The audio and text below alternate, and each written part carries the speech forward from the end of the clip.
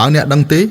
មនុស្សស្រីដែលដាច់ចិត្តចាក់ចេញពីអ្នកដោយគ្មានការសោកស្ដាយសូម្បីតែបន្តិច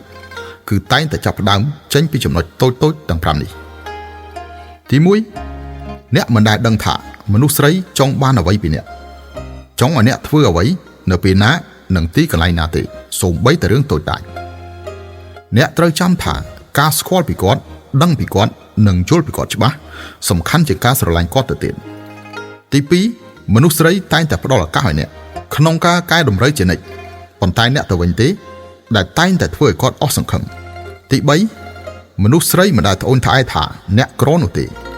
តែអ្នកវិញទេដែលតែងតែធ្វើឲ្យគាត់យំទី4អ្នកមិនត្រឹមតែមិនអាចផ្ដល់នូវធនធានជូនគាត់បានថែមទាំងមិនអាចផ្ដល់នូវសេចក្តីស្រឡាញ់ជូនគាត់បានទៀត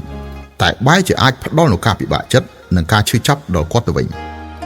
ទី5គឺគាត់មើលមិនឃើញពីអនាគតនិងក្តីសង្ឃឹមរបស់គាត់ពីខ្លួនអ្នកទាល់តែសោះមានតែក្តីអស់សង្ឃឹមទៅ